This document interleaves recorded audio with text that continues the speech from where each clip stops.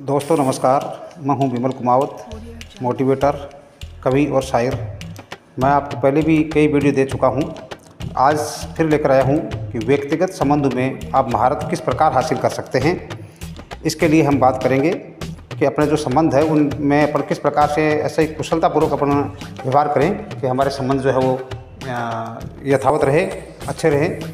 पूरी तरह परिपक्व और आत्म वास्तविकरण कर चुके व्यक्ति का एक लक्षण ये है कि उसमें दीर्घकालीन अंतरंग संबंध बनाने और उन्हें लंबे समय तक कायम रखने की योग्यता होती है। दीर्घकालीन प्रेमपूर्ण संबंध कायम रखने वाले सबसे स्वस्थ व्यक्तित्व वाले लोग वे होते हैं जिनमें संबंध बनाने की सबसे ज़्यादा क्षमता होती है। जीवनसाथी का चुनाव और पारिवारिक जीवन की गुणवत्ता इंसान के रूप में आपकी सफलता को जितना तय करती है उतना शायद कोई दूसरी चीज़ नहीं करती। आपके संबंध आपके व्यक्तित्व की स्पष्ट अभिव्यक्ति है जो बताते हैं कि आप सचमुच कैसे हैं। अनुरूपता का नियम कहता है कि संबंधों का आपका बाहरी संसार विचार और भावना के भीतरी संसार के अनुरूप होगा। अगर आपका भीतरी संसार सकारात्मक और प्रेमपूर्ण है तो संबंधों का आपका बाहरी संसार भी खुशनुमा और संतुष्टिदायक होगा। 19वीं सदी में इंग्लैंड के प्रधानमंत्री बेंजामिन डिज़रायली ने एक बार कहा था, सार्वजनिक जीवन की कोई भी सफलता पारिवारिक जीवन की असफलता की भरपाई नहीं कर सकती। आपके व्यक्तिगत संबंध बाकी हर चीज़ से पहले आने चाहिए। जब आप बेहतर व्यक्ति के रूप में विकास करते हैं तो आपके संबंधों को भी उसी अनुपात में बढ़ना और बेहतर बनना चाहिए। आकर्षण के नियम के अनुसार आप अपने जीवन में उस तरह के लोगों को आकर्षित करेंगे जो काफ़ी हद तक आपके जैसे ही होंगे, जिनके सोचने और व्यवहार करने के तरीके आपके प्रबल विचारों और भावनाओं के अनुरूप होंगे। जब आप ज़्यादा सकारात्मक, आशावादी और प्रेमपूर्ण बनते हैं तो आप स्वाभाविक रूप से ज़्यादा सकारात्मक, आशावादी और प्रेमपूर्ण लोगों को आकर्षित करेंगे। बोने और काटने के नियम के अनुसार आप ठीक वही काटते हैं जो बोते हैं, और संबंधों के मामलों में ये जितना सच है उतना किसी दूसरे मामले में नहीं है। आप इसे दूसरों के साथ अपने पूरे व्यवहार में देख सकते हैं। आप अपने विवाह या रोमांच से ठीक वही पा रहे हैं जो आप उसमें डाल रहे हैं। आप किसी संबंध में खुद का जितना ज़्यादा निवेश करेंगे आपको उससे उतना ही ज़्यादा प्रेम, संतुष्टि और खुशी मिलेगी। पुरुष और महिलाएं आधे अधूरे पैदा होते हैं और पूर्ण बनने के लिए उन्हें एक दूसरे की ज़रूरत होती है। वे पूरक गुणों और लक्षणों के साथ पैदा होते हैं। दोनों को ही अपनी मानवीय तकदीर पूरी करने के लिए एक दूसरे की ज़रूरत होती है। जब संबंध सुखद होते हैं तो जीवन में मानसिक शांति, दीर्घायु, सेहत, खुशी और प्रचुरता भी मिलती है। कमज़ोर या शून्य संबंध वाले स्त्री पुरुषों की सेहत ज़्यादा खराब रहती है और वे एक साथ सुखद जीवन बिताने वाले लोगों की तुलना में जल्दी मर जाते हैं। रोनाल्ड एडलर और नील टाउन अपनी पुस्तक लुकिंग इन में लिखते हैं कि सशक्त सामाजिक बंधन वाले लोगों की तुलना में सामाजिक दृष्टि से एकाकी लोगों की कम उम्र में मरने की आशंका 2 से 3 गुना ज़्यादा होती है। तलाकशुदा पुरुष अन्य विवाहित पुरुषों की तुलना में हृदय रोग, कैंसर और स्ट्रोक से दोगुनी गति से मरते हैं। तलाकशुदा स्त्री पुरुषों में उनके साथियों की तुलना में सभी प्रकार के कैंसरों की हर 5 गुनी ज़्यादा होती है। अगर और किसी कारण से न सही तो लंबा और सुखद जीवन जीने की इच्छा के कारण ही आपको इस बारे में बहुत गंभीर हो जाना चाहिए कि अपने जीवन के सबसे महत्वपूर्ण लोगों के साथ उत्कृष्ट संबंध कैसे बनाएं और उन्हें कैसे कायम रखें। आप में आत्मसम्मान कहाँ से शुरू होता है, इसकी शुरुआत कर रहा हूँ मैं। आप वीडियो पर बने रहें और देखिए आप खुद को कितना पसंद करते हैं और आप में कितना आत्मसम्मान है। ये दोनों चीज़ें ही आपके व्यक्तित्व और आपकी खुशी का स्तर तय करती है। उच्च आत्मसम्मान से उच्च प्रदर्शन संभव होता है और यह आपको जीवन के हर क्षेत्र में सफलता दिलाता है, जबकि कम आत्मसम्मान अधिकांश असफलता और कुंठा का कारण है। आत्मसम्मान का पहला हिस्सा पूरी तरह से भावनात्मक है। इसका मतलब ये है कि आप खुद के बारे में कैसा महसूस करते हैं। इसमें बाकी कोई भी व्यक्ति या स्थिति शामिल नहीं है। आपके आत्मसम्मान का दूसरा हिस्सा इस बात से तय होता है कि आपके हिसाब से आप अपने काम में कितना सक्षम है। आपके हिसाब से जीवन के महत्वपूर्ण क्षेत्रों में आपका प्रदर्शन कितना अच्छा है। इसे प्रदर्शन आधारित आत्मसम्मान कहा जा सकता है और यह आपके व्यक्तित्व का अनिवार्य तत्व भी है। जब आप महसूस करते हैं कि आप अपने काम में अच्छे हैं और अच्छा प्रदर्शन करते हैं तो उस क्षेत्र में आपका आत्मसम्मान ऊंचा होता है। ये भावना आत्मसम्मान के दूसरे तत्व है, यानी आपके व्यक्तिगत मूल्य के एहसास को बलवान बना देती है। अगर आप अच्छा प्रदर्शन करते हैं तो आप अच्छा महसूस करते हैं। अगर आप अच्छा महसूस करते हैं तो आप अच्छा प्रदर्शन करते हैं। दोनों चीज़ें एक दूसरे की पूरक है या एक दूसरे पर निर्भर है। क्योंकि आपके संबंध आपके पूरे जीवन के लिए केंद्रीय हैं, इसलिए आत्मसम्मान की सतत भावनाएं महसूस करने के लिए आपको अपने दिल से ये बात अच्छी तरह से जान लेनी चाहिए कि आप दूसरों के साथ सकारात्मक, स्वस्थ और सृजनात्मक प्रेमपूर्ण संबंध बनाने व कायम रखने में सक्षम है अथवा योग्य है। अपने संबंध में हीन या अक्षम महसूस करने से आपका आत्मसम्मान और आत्मविश्वास कम होता है। आप अपने जीवन के महत्वपूर्ण लोगों के साथ बेहतर संबंध बनाने में समर्थ होने के लिए जो कुछ भी करते हैं उसमें आपका आत्मसम्मान बेहतर होता है। दूसरों के साथ प्रभावकारिता आपको ज़्यादा सक्षमता और पूर्णता का एहसास कराती है। यह आपको मुक्त करती है कि आप अपने जीवन के दूसरे क्षेत्रों में ज़्यादा असरदार बन जाएं। आपके संबंधों की गुणवत्ता और आपके आत्मसम्मान, आत्म स्वीकृति के स्तर के बीच सीधा संबंध होता है। आप खुद को उसी हद तक पसंद कर सकते हैं जिस हद तक आप खुद को पूरी तरह स्वीकार करते हैं, और आप खुद को कितना ज़्यादा पसंद करते हैं ये काफ़ी हद तक इस बात से तय होता है कि आपके हिसाब से दूसरे लोग आपको कितना स्वीकार कर रहे हैं। हम में से अधिकांश लोगों की सशर्त स्वीकृति के माहौल में पाला गया है। हमें अक्सर अपने माता पिता से अस्वीकृति और आलोचना मिली है। वयस्कों के रूप में हम दूसरों का, खास तौर पर किसी एक विशेष व्यक्ति का बिना शर्त का प्रेम और स्वीकृति चाहते हैं ताकि बचपन की कमी पूरी हो सके। हमारी मानसिक सेहत इसी बात पर निर्भर करती है, और इसी बात पर जो है हम आगे चलते हैं। तो कि आत्म स्वीकृति क्या है, इसके बारे में मैं आपको बताना चाहता हूँ। आप खुद को सचमुच पसंद करने के लिए तब तक मुक्त महसूस नहीं कर सकते जब तक कि आप खुद को पूरी तरह स्वीकार न कर लें, जब तक कि आप अपनी शक्तियों और कमजोरियों दोनों को स्वीकार न कर लें। और खुद को स्वीकार करने की कुंजी कम से कम एक व्यक्ति द्वारा बिना शर्त स्वीकार किया जाना है। वह व्यक्ति ऐसा होना चाहिए जिसका आप सम्मान और प्रशंसा करते हैं, और इससे भी बेहतर जिसे आप प्रेम करते हैं। जब कोई व्यक्ति तमाम बुराइयों और अच्छाइयों के साथ आपको स्वीकार कर लेता है, तब कहीं जाकर आप चैन से रह सकते हैं और खुद को मूल्यवान और काबिल व्यक्ति के रूप में स्वीकार कर सकते हैं। आत्म जागरूकता आनी चाहिए। और आत्म जागरूकता कैसे आती है? आत्म स्वीकृति अनुभव करने के लिए आपको सबसे पहले आत्म जागरूकता विकसित करनी होगी। आपको ये समझने की ज़रूरत है कि आप वर्तमान तरीके से क्यों सोचते हैं, महसूस करते हैं और क्यों काम करते हैं। आपको अपने जीवन के शुरुआती अनुभवों के असर के बारे में जागरूक होने की ज़रूरत है। ये समझने की ज़रूरत है कि आप ऐसे व्यक्ति कैसे और क्यों बने जैसे आप आज हैं। जब आप आत्म जागरूकता का ज़्यादा ऊंचा स्तर हासिल कर लेते हैं, तभी आप आत्म स्वीकृति के ज़्यादा ऊंचे स्तर पर पहुंच सकते हैं। खुद को स्वीकार करने से पहले आपको इस बारे में ज़्यादा जागरूक बनना होगा कि आप सचमुच कौन है। आत्म स्वीकृति के ऊंचे स्तर के साथ ही आप आत्म सम्मान का आनंद ले सकते हैं। खुश स्वस्थ व्यक्तित्व की कुंजी आपकी आत्म जागरूकता और आत्म स्वीकृति ही है, और आप इसी पर कायम रहोगे तो शायद आपका कल्याण हो जाएगा। व्यक्तिगत संबंधों में महारत हासिल करने के लिए जो मैं वीडियो बना रहा हूँ, जो सीरीज़ बना रहा हूँ, उस सीरीज़ को आप ध्यान से सुनना, ध्यान से देखना। अगला मेरा पॉइंट होगा आत्म प्रकटीकरण। आत्म जागरूकता आत्म प्रकटीकरण पर आधारित होती है। आप उसी हद तक खुद को सचमुच समझ सकते हैं जिस हद तक आप कम से कम एक अन्य व्यक्ति को अपने दिल की बातें बता सकते हैं। उचित आत्म प्रकटीकरण का मतलब है कि आप अपने विचार और भावनाएं किसी विश्वसनीय व्यक्ति को बिना अस्वीकृति या निंदा के डर के बता सकते हैं। मनोचिकित्सा आत्म प्रकटीकरण पर आधारित है। मनोचिकित्सक सिर्फ उसी हद तक सफल होते हैं जिस हद तक वे रोगी से उसके दिल की बातें उगलवाते हैं और ये जान लेते हैं कि कौन सी चीज़ उनके दुख या बेअसर होने का मूल कारण है। एक मनोवैज्ञानिक ने हाल ही में कहा था, अगर हर इंसान सचमुच दूसरों की बातें सुनना सीख ले तो अगले बुधवार तक अमेरिका के 75% मनोचिकित्सक बेरोजगार हो जाएंगे। ईमानदारी से अपने दिल की बातें किसी दूसरे व्यक्ति को बताने के लिए आपको उस पर भरोसा करने की ज़रूरत है। आपको ये जानने की ज़रूरत है कि सामने वाला व्यक्ति आपकी परवाह करता है और वह आपका मूल्यांकन नहीं करेगा या अतीत में कहीं या की गई किसी चीज़ के लिए आपकी निंदा भी नहीं करेगा। अपराध बोध 20वीं सदी की एक बड़ी भावनात्मक समस्या है। अपराध बोध नाकाबिलियत की भावना से पैदा होता है।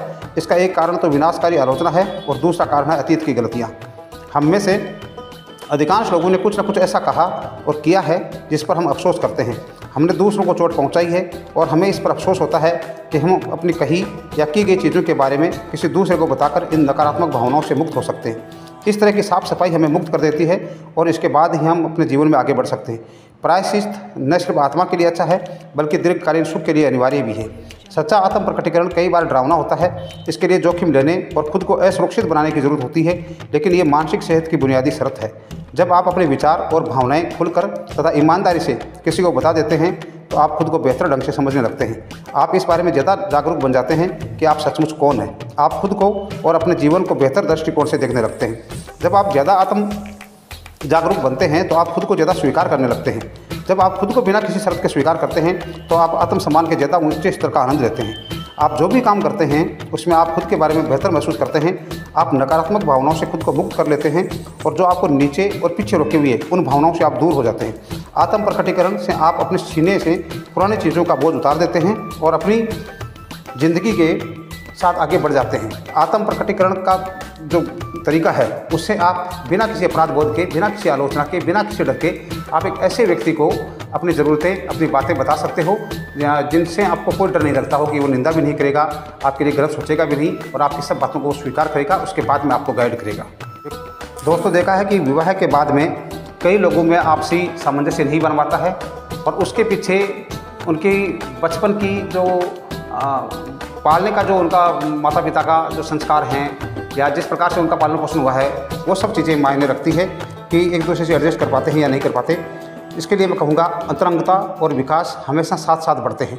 विवाह और अंतरंग संबंधों का एक उद्देश्य आपको अपनी पूरी क्षमता तक विकास करने का अवसर देता है। पूर्ण विश्वास के संबंध में आप सामने वाले को वे चीज़ें बताने के लिए मुक्त महसूस करते हैं जो आपने अतीत में की है या जो आप वर्तमान में सोच या महसूस कर रहे हैं। जो चीज़ें आपके दिमाग में आ रही है वो सामने वाले को आप बता पाते हो या नहीं बता पाते हो, ये विवाह का पहला नियम है। खुद की बातें ईमानदारी से बताकर आप मानवीयता की गहरी समझ विकसित करते हैं। आप दूसरों की मानवीय कमजोरियों के प्रति ज़्यादा सहिष्णु, ज़्यादा स्वीकार करने वाले और ज़्यादा करुण बनते हैं। आप अपने व्यक्तित्व के उन हिस्सों को विकसित करते हैं जो प्रेमपूर्ण संबंधों के अभाव में निष्क्रिय रहते हैं। हम जिंदगी में ज़्यादातर काम प्रेम पाने या प्रेम की कमी की भरपाई करने के लिए करते हैं। हर इंसान को इस बात की ज़रूरत होती है कि कम से कम कोई एक व्यक्ति उसे बिना शर्त के प्रेम करे और स्वीकार करे।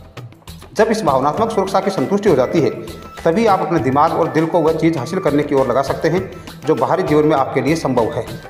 प्रेम पैसे की तरह होता है। अगर आपके पास प्रचुर आपूर्ति रहती है तो आप उसके बारे में बहुत ज़्यादा नहीं सोचते, लेकिन अगर वे आपूर्ति कुछ समय के लिए कट जाती है तो आप किसी दूसरी चीज़ के बारे में नहीं सोच पाते। कैदियों को जो सबसे क्रूर सजा दी जाती है वह है उन्हें दूसरे इंसानों से दूर ताले में बंद रखना, उन्हें एकांत कारावास में रखना, किसी व्यक्ति को मानवीय संपर्क, मानवीय व्यवहार से वंचित करना उसके साथ की जा सकने वाली शायद सबसे बुरी चीज़ है। आपकी सबसे ऊंची आकांक्षा ये होनी चाहिए कि आप विकास करके इस तरह के व्यक्ति बने जो अपने जीवन में आदर्श प्रेमपूर्ण संबंध को आकर्षित करता हो। इससे आपके लिए उस खुशी का आनंद लेना संभव होगा जो आपका मूलभूत अधिकार है और जिसके लिए आपको बनाया गया है। मैं पिछले वीडियो में आपको ये बार बार बता चुका हूँ कि एक दूसरे पर विश्वास बहुत ज़रूरी है। अगर विश्वास आपका नहीं है तो आपके संबंध लंबे समय तक नहीं टिकेंगे, ये निश्चित बात है। और विवाह का जो अंतरंग जो संबंध है अपने जो अपना संस्कार है विवाह का, उस संस्कार को हम भली भांति निभा सकें या अपनी ज़िंदगी में हम दोनों आगे बढ़ सकें, पति पत्नी के रूप में आगे बढ़ सकें, तो इसके लिए आपको सफल संबंधों के 6 नियम ज़रूर देखने चाहिए जो मैं अगले वीडियो में डालूँगा। सफल संबंधों के लिए जो नियम मैं आपको दे रहा हूँ वो केवल पति पत्नी के रिश्ते के लिए नहीं दे रहा हूँ, भाई बहन के रिश्ते के लिए, भाई भाई के रिश्ते के लिए, एक दोस्त के रिश्ते के साथ में, माता पिता के साथ में अपना जो रिश्ता है उसमें, पिता के साथ में, पुत्र के साथ में, बेटी के साथ में, बेटे के साथ में, जो रिश्ते अपनी दुनिया में लेके आते हैं उन सभी रिश्तों के लिए मैं आपको सफल संबंधों के 6 नियम बता रहा हूँ। आप इन नियमों पर अमल कीजिए और अपने जीवन को खुशहाल बनाइए। पहला नियम है समानताएं आकर्षित करती है। आप हमेशा ऐसे व्यक्ति के साथ सबसे ज़्यादा खुश और स्वतंत्र रहेंगे जिसकी रुचियाँ, सोच और जीवन मूल्य आपके जैसे हों। आकर्षण का नियम बताता है कि आप ऐसे व्यक्ति के प्रति आकर्षित होंगे जिसके नज़रिए और विश्वास आपके नज़रिए और विश्वास के सामंजस्य में होंगे, यानी सेम होंगे।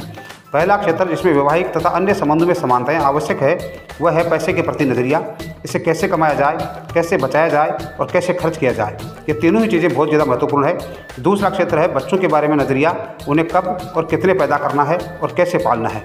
तीसरा है सेक्स के प्रति नज़रिया। चौथा है धर्म और पांचवा है राजनीतिक तथा सामाजिक मुद्दों के प्रति नज़रिया। लोगों को सामाजिक गतिविधियों और मनोरंजन के कार्यों के प्रति नज़रिया भी तालमेल का महत्वपूर्ण पैमाना है। समानताएं आध्यात्मिक क्षेत्र में भी आकर्षित करती है और यह क्षेत्र कई बार बहुत महत्वपूर्ण भी हो सकता है। आप हमेशा उस व्यक्ति के साथ सबसे खुश और स्वतंत्र रहेंगे जिसके मूलभूत विश्वास और जीवन मूल्य इन क्षेत्रों में आपके सबसे ज़्यादा सम्मान होंगे। वैवाहिक और अन्य संबंधों में सबसे ज़्यादा दुख और मतभेद इसी कारण होते हैं क्योंकि दोनों में जीवन के इन बुनियादी मुद्दों के बारे में मूलभूत असहमतियाँ होती हैं। संबंधों में सफलता का दूसरा नियम यह है कि विपरीत ध्रुव आकर्षित करते हैं लेकिन सिर्फ स्वभाव में। प्रकृति हमेशा संतुलन और सामंजस्य की मांग करती है और संतुलन उन दो लोगों के स्वभाव के मामले में सबसे ज़्यादा ज़रूरी है जो वैवाहिक जीवन में एक बनते हैं। तालमेल का एक सरल परीक्षण है जिससे आप अपने अंतरंग संबंधों की जांच कर सकते हैं। इसे वार्तालाप परीक्षण कहा जाता है। अगर सामने वाले का स्वभाव आपके अनुकूल है तो उस संबंध में बातचीत का उतार चढ़ाव आसान रहेगा। हर व्यक्ति उतनी बात करेगा जितनी करने की उसे ज़रूरत है या जितनी वह करना चाहता है और दूसरे व्यक्ति को उतना सुनने का अवसर मिलेगा जितना वह सुनना चाहता है। यह संतुलन बहुत महत्वपूर्ण है। हर व्यक्ति को स्वस्थ और पूर्ण महसूस करने के लिए निश्चित मात्रा में बातचीत करने की ज़रूरत होती है। अगर लोगों को उस व्यक्ति के साथ बातचीत करने का पूरा अवसर नहीं मिले जिसके साथ वे अंतरंग रूप से जुड़े हैं तो वे अपनी बातचीत की ज़रूरत को पूरा करने के लिए किसी दूसरे व्यक्ति को खोजने लगेंगे। यह तय बात है। लगभग सभी विवाहेतर संबंध किसी दूसरे के साथ बेहतर संप्रेषण की ज़रूरत के कारण शुरू होते हैं। जब लोगों के स्वभाव में संतुलन पैदा होता है तो वे जितने समय साथ रहते हैं उसका 90% समय आसान बातचीत का होता है जो इधर से उधर झूलती है। सिर्फ 10% समय आरामदेह खामोशी का होता है। बहरहाल अगर किसी व्यक्ति को 70% समय बोलने और सिर्फ 20% समय सुनने की ज़रूरत है और सामने वाले को भी 70% समय बोलने तथा सिर्फ 20% समय सुनने की ज़रूरत है, तो एयर टाइम को लेकर संघर्ष हो सकता है। वे लगातार इस बात के लिए जूझते रहेंगे कि कौन ज़्यादा बात करेगा और कौन अपनी ज़रूरतें पूरी करेगा, सामने वाले की ज़रूरतों को अनदेखा कर देगा। इस तरह के संबंध में एक व्यक्ति होगा जो ज़्यादा प्रेम करता होगा और एक व्यक्ति होगा जो कम प्रेम करता होगा। जो ज़्यादा प्रेम करता है वह हमेशा अपना होंठ दबा लेगा और सामने वाले यानी कम प्रेम करने वाले को उसकी इच्छा अनुसार बातचीत करने के लिए मौका देगा। ऐसे में जो व्यक्ति कम प्रेम करता है वह संबंध को नियंत्रित करता है। बहरहाल ये सिर्फ अल्पकालीन समाधान है। इसका नतीजा हमेशा ये होता है कि ज़्यादा प्रेम करने वाले व्यक्ति के मन में कुंठा और दुख पैदा होगा। अंततः ये दमित भावनाएं बीमारियों या हानिकारक व्यवहार में सामने आने लगेगी। सामंजस्य में कमी तभी भी हो सकती है जब दोनों ही पक्षों को सिर्फ 30% बोलने और 70% समय सुनने की ज़रूरत महसूस हो। इस मामले में 40% समय पति पत्नी कष्टकारी खामोशी में आसपास बैठे रहेंगे। वे दोनों बस बैठे रहेंगे और उनके पास कहने के लिए कुछ नहीं होगा। वे परेशान महसूस करेंगे लेकिन उन्हें पता नहीं होगा कि खामोशी को कैसे तोड़ना है। यह भी स्वभावगत असामंजस्य का एक उदाहरण है। इस वार्तालाप परीक्षण को आप किसी भी स्तर पर किसी भी लिंग के दोस्तों के साथ अपने संबंधों में लागू करके देख सकते हैं। आपके सबसे अच्छे दोस्त वे होते हैं जिनके साथ आप आसानी से बातचीत कर सकते हैं और आसानी से खामोश रह सकते हैं। ये वे लोग होते हैं जिनके साथ आप सबसे ज़्यादा सामंजस्य में होते हैं। लेकिन अगर आप अपने संबंध में खुश रहना चाहते हैं तो सबसे ज़्यादा महत्वपूर्ण यह है कि आप बातचीत की दृष्टि से अपने जीवन साथी के साथ सामंजस्य में रहें। सफल संबंधों का तीसरा नियम दोनों लोगों का पूर्ण समर्पण है। पूर्ण समर्पण के लिए संबंध को सफल बनाने के दिव्य संकल्प की जरूरत होगी। अगर दोनों अपने मूलभूत जीवन मूल्यों और नजरियों में अनुकूल होते हैं और स्वभाव की दृष्टि से संतुलित होते हैं तो उनके लिए आजीवन समर्पण ज़्यादा आसान बन जाता है। पूर्ण समर्पण का मतलब है कि कोई भी पक्ष अलग होने, संबंध विच्छेद करने या तलाक लेने की संभावना के बारे में कभी विचार या बात नहीं करता। पूर्ण समर्पण के लिए यह जरूरी है कि आप अपने शारीरिक और भावनात्मक फूल जला दें। इसका ये मतलब है कि आप उस संबंध को सफल बनाने के अलावा किसी भी अन्य विकल्प पर विचार करने से इनकार कर दें। कई लोग किसी संबंध में विवाह में भी पूरा समर्पण करने से बचते हैं क्योंकि उन्हें पुराने संबंधों में चोट पहुंची है। वे महसूस करते हैं कि अगर वे अपने विकल्प खुले रखते हैं तो वे हमेशा भावनात्मक रूप से बचकर निकल सकते हैं। बहरहाल समर्पण की इसी कमी से अक्सर वही स्थिति पैदा हो जाती है जिससे व्यक्ति डरता है। संबंध धीरे धीरे बिगड़ता जाता है। एक या दोनों पक्ष खुद को रोके रखते हैं और जब उन दोनों के बीच समस्याएं पैदा होती है, जैसे कि वे हमेशा दो लोगों के बीच होती है, तो वे अलगाव को ही सही समाधान मानने लगते हैं। अपनी पुस्तक द रोड लेस ट्रेवल्ड में डब्ल्यू स्कॉट पेक प्रेम की एक सुंदर परिभाषा देते हैं। वे कहते हैं, प्रेम सामने वाले की क्षमता के पूर्ण विकास के प्रति पूरा समर्पण है। जब आप सचमुच किसी से प्रेम करते हैं तो आप चाहते हैं कि वह अपनी पूर्ण क्षमता तक पहुँचे और वह बने जो बनने में वह सक्षम है। अगर दोनों में से किसी में भी अपने जीवनसाथी के विकास के लिए अवसर पैदा करने या अवसर देने में जरा भी अनिच्छा या झिझक है तो हो सकता है कि संबंध तो कायम रहे लेकिन प्रेम न रहे।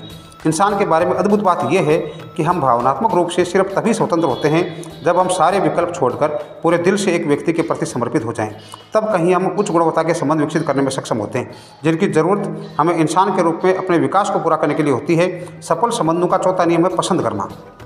अपने जीवन साथी को सचमुच पसंद करना बहुत महत्वपूर्ण और संतुष्टिदायक होता है। दरअसल ये प्रेम करने से ज़्यादा महत्वपूर्ण होता है। हो सकता है कि दीर्घकालीन संबंध में लोग किसी मोड़ पर एक दूसरे से प्रेम करना छोड़ दें।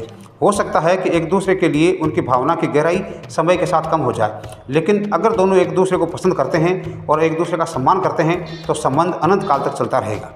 जब एक व्यक्ति किसी कारण दूसरे व्यक्ति को पसंद करना या उसका सम्मान करना छोड़ देता है तो संबंध आमतौर पर ख़त्म हो जाता है। कई दंपति प्रेम करते हैं और फिर संबंध तोड़ देते हैं और एक दूसरे से कभी बात नहीं करते। इसका कारण ये है कि उन्होंने कभी एक दूसरे को पसंद करने का समय नहीं निकाला और एक दूसरे का सम्मान करना नहीं सीखा। उन्होंने सामने वाले को सिर्फ एक रोमांटिक पार्टनर के रूप में देखा है। हो सकता है कि विवाह और संबंध काम न करें, लेकिन अगर संबंध शुरुआत से ही पसंदगी और सम्मान पर आधारित हो तो दोनों पक्ष इसके बावजूद वैश्विक स्तर पर संप्रेषण और व्यवहार कर सकते हैं। तब उनके संबंध में वह नकारात्मक भावनाएं नजर नहीं आएगी जो सम्मान और पसंदगी के बिना आती है।